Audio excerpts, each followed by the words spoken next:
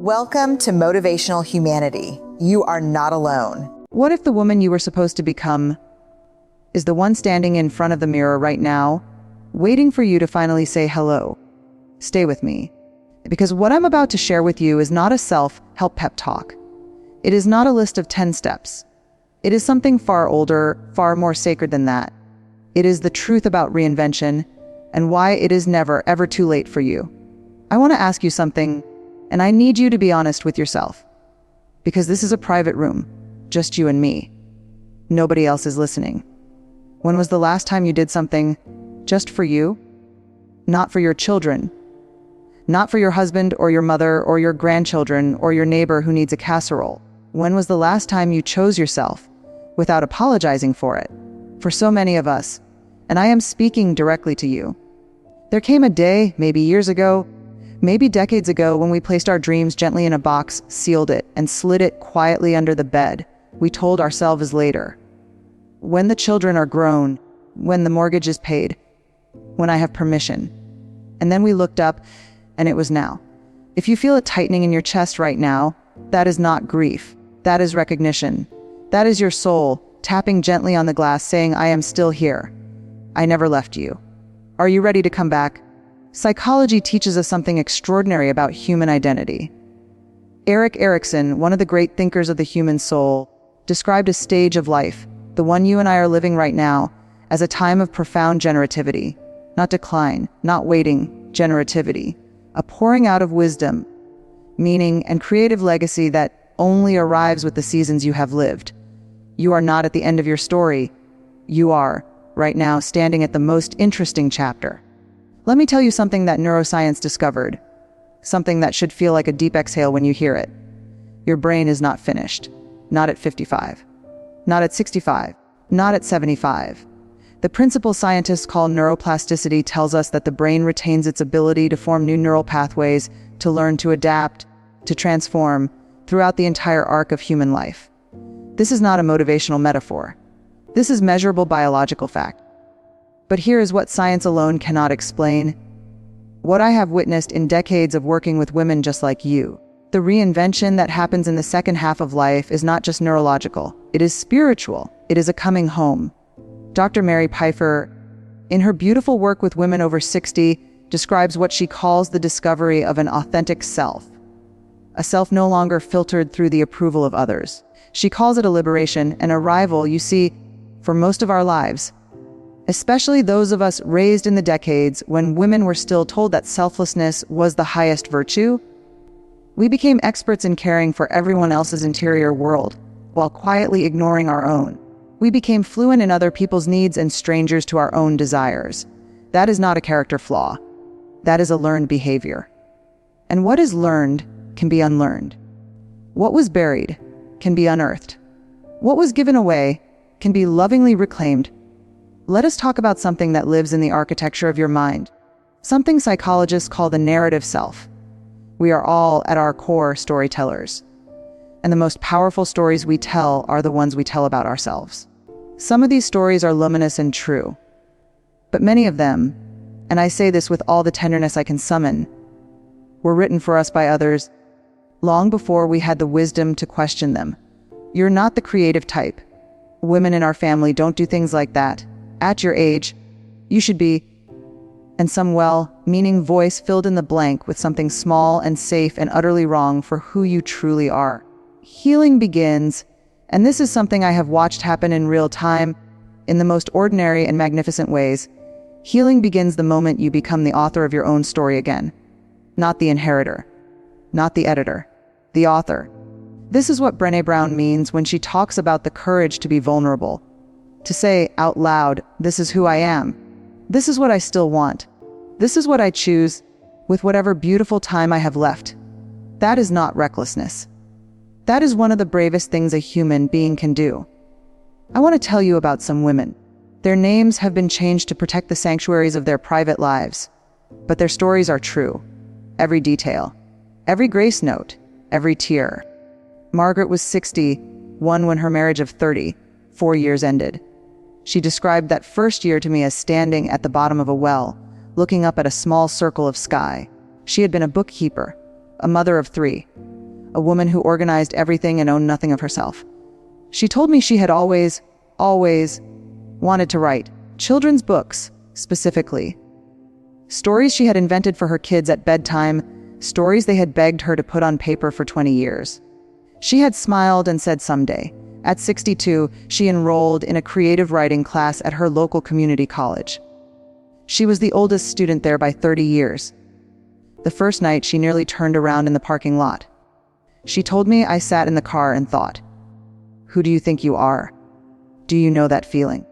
That voice, who do you think you are? That is not wisdom. That is fear wearing wisdom's clothing. And Margaret recognized it for what it was, took a breath as wide as the sea, and walked through that door anyway. 3 years later, she had published her first children's book. It was dedicated to her grandchildren, and the dedication page read, "It is never too late to tell a true story. Then there is Rosa."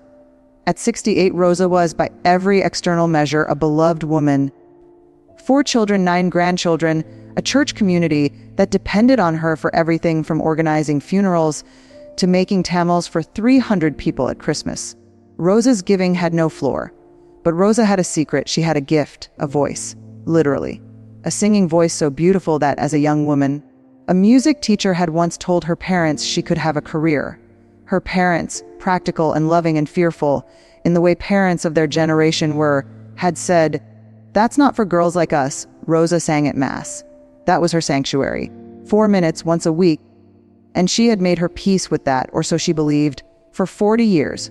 When I met Rosa, she was in my office because her doctor had referred her for what he called chronic low-grade depression.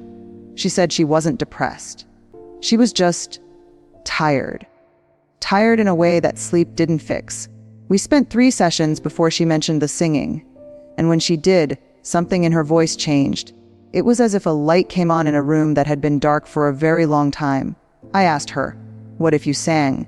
Not at Mass, but for yourself? What if you took voice lessons just to hear what's still there?" She looked at me as if I'd suggested she sprout wings. And then she laughed. And the laugh had music in it. Rosa is 70 now. She sings in a community choir. She's not performing at Carnegie Hall. She doesn't want Carnegie Hall. She wants Tuesday evenings with 12 other women who love music, and a director who once said to her, "Rosa, you have a gift, and you have just enough time left to give it the life it deserves." That is what a healed life sounds like. Let's be honest with each other for a moment, because I think you deserve honesty more than comfort. There is something very real that keeps us from our own reinvention, and it is not age, it is not circumstance, it is not even other people, though we very often give them the credit. It is us. Psychology has a name for itself, sabotage. But that clinical phrase doesn't capture the tenderness of what actually happens. What actually happens is that the human mind, your exquisitely wise, beautifully complex mind, has been running a protective operating system for decades. And that system equates change with danger. This is not weakness. This is evolution.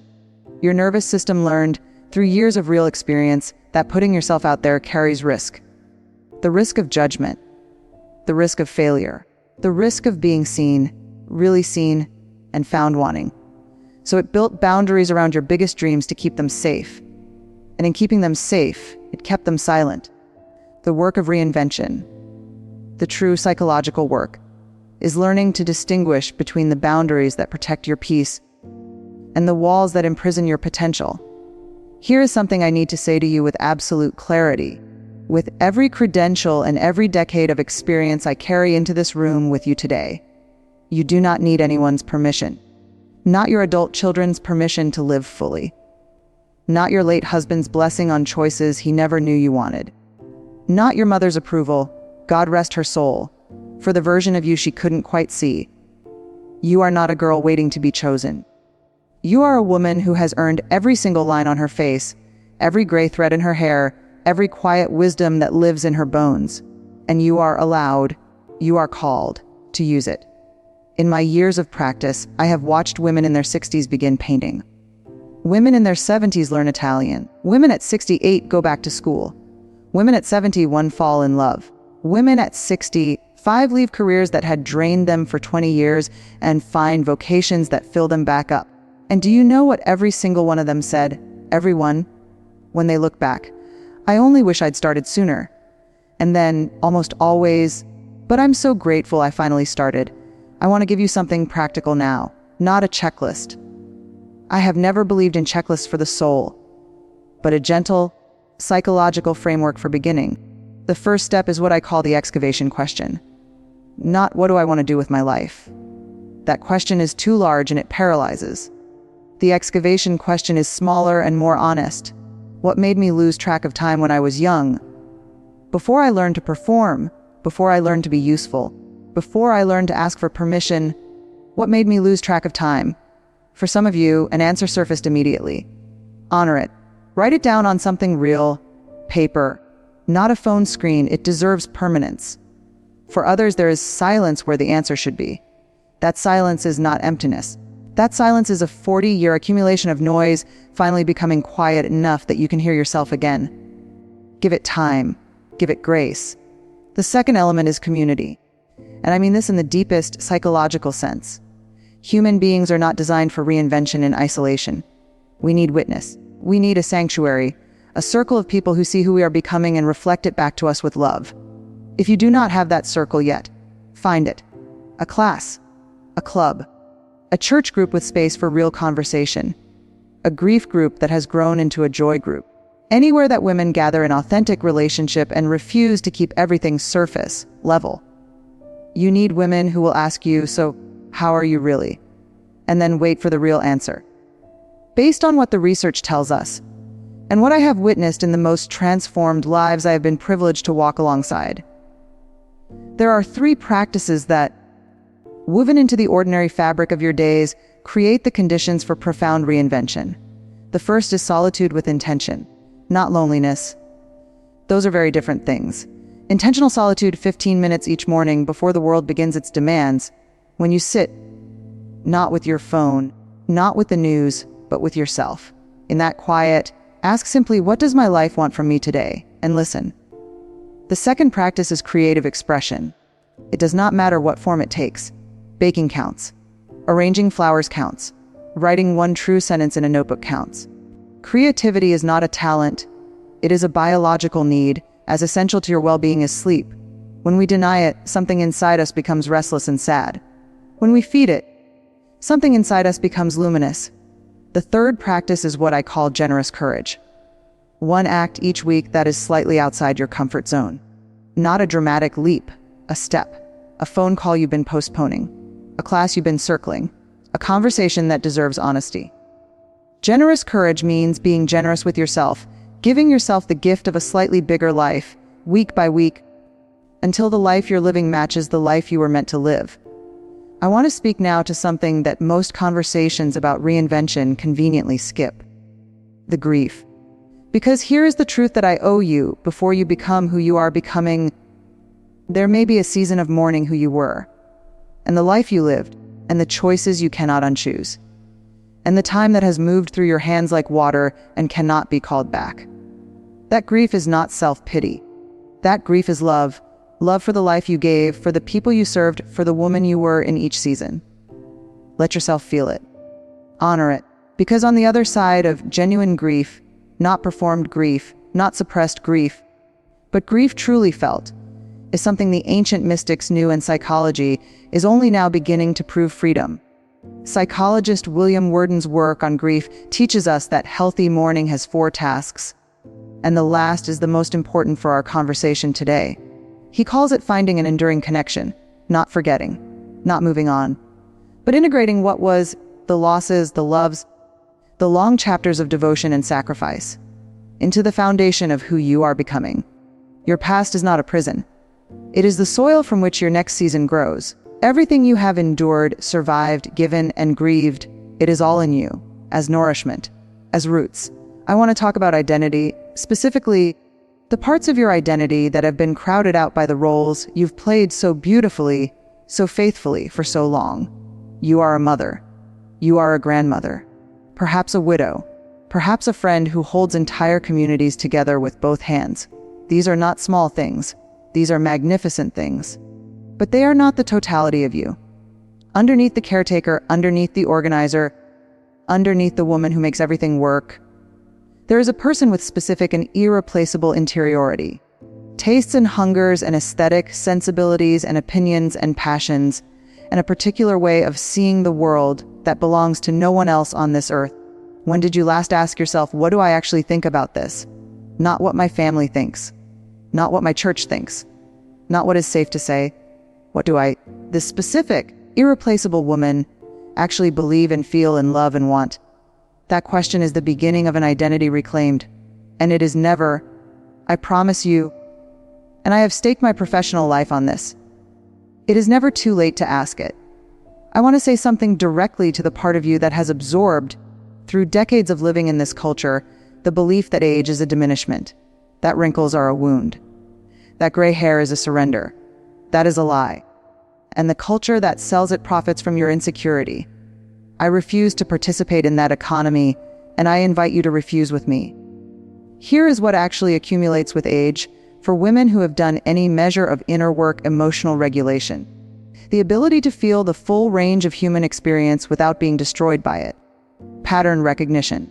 The wisdom to recognize a situation that once took you years to untangle. Authenticity. A decreasing tolerance for performance and an increasing appetite for what is real. Carl Jung believed, and his collected writings on the second half of life are among the most quietly revolutionary ideas in the history of psychology, that the authentic self, the deepest and most integrated version of a human being, cannot be fully accessed until midlife. That the first half of life is necessarily about building an ego, a persona, a workable self to navigate the world. And the second half, if we choose it, is about something infinitely richer. It is about soul. I want to spend a few minutes on something that women of our generation were often implicitly taught with slightly self-indulgent joy. Pleasure. The simple, revolutionary act of being happy. Research in positive psychology, and this is a young field doing some of the most important work in our time, consistently shows that subjective well-being in women actually increases through the 60s and into the 70s for those who remain socially connected and purposefully engaged. Not despite their age. Because of it, the research uses a term I love, the positivity effect. As we grow older, and this has been replicated across cultures and continents, we become better at savoring, better at noticing beauty, better at releasing resentments that would have consumed us at 30, better at choosing where we place our limited and precious time and energy. This is the superpower that age provides if we let it. The ability to be fully here. The ability to choose meaning over momentum. The ability to say, with grace and without apology, this is what I want my days to feel like. And I am old enough and wise enough to make that choice. And love, romantic love, if you desire it, the love of deep friendship, the love of grandchildren who remind you that the world is endlessly beginning again. Love at this stage of life carries a depth and a clarity that younger love cannot quite access. It is love without the anxious proving, love without the performance, love that says, I see you, I choose you, fully. Before we close this conversation, and I am aware that we have traveled far together today, and I am grateful for every moment of your company, I want to speak about legacy. Not the legacy you leave after you are gone. The legacy you are living right now in every choice you make. The women who reinvent themselves in the second half of life, who give themselves permission to grow and change and deepen and create, do not only change their own lives, they change every life that is watching. And many lives are watching, whether or not you know it. Your granddaughter watching you learn Spanish at 67 is learning that learning has no expiration date. Your daughter watching you leave a relationship that diminished you is learning that self-respect is not selfish. Your neighbor watching you start a business, take a class, join a choir, pick up a paintbrush. She is learning that permission does not come from outside. It comes from within. The most powerful thing you can give the women in your life is not advice. It is the living example of a woman who chose herself with grace and without apology. We have walked a long way together today, and I want to end not with a summary, because what we have shared is not information, it is invitation. But with something I want to offer to you as a gift. Close your eyes, if you are able. Place your hands in your lap or over your heart, and let these words be for you, not for anyone else, just for you. You have been faithful. You have been loving. You have given of yourself with a generosity that would humble the most devoted among us. And that faithfulness, that love, that generosity, it is not a reason to stop. It is the very foundation from which you are invited to begin. You are not too old. You are not too late. You are not too small or too afraid or too tired or too broken to begin again. You have survived every hard thing that was ever sent to try you. And you are still here. That is not an accident. That is not luck. That is a purpose, still unfolding, still becoming, still beautiful. May you find in the days and weeks ahead one small act of courage that points you back toward yourself. May you find the sanctuary of your own company and discover that it is rich and warm and worthy of your time. May you give yourself the grace you have never hesitated to give others. May you hear your own voice. That first voice, the truest one, telling you what it has always known, that you are enough, that you are worthy, that you are, right now in this moment, exactly where you need to be, on the threshold of everything you were always meant to become. Go gently, go bravely, go as yourself. We will meet again.